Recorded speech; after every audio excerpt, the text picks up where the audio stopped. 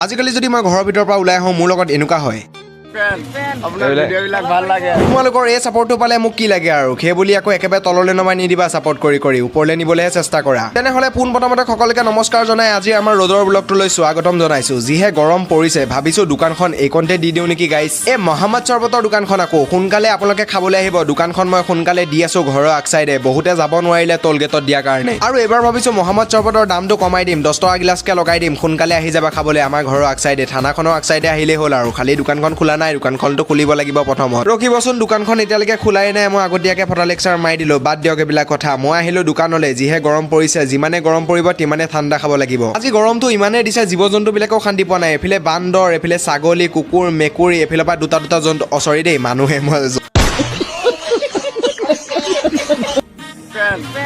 ভিডিঅ'বিলাক ভাল লাগে মানে চবেই চাই আৰু ভিডিঅ'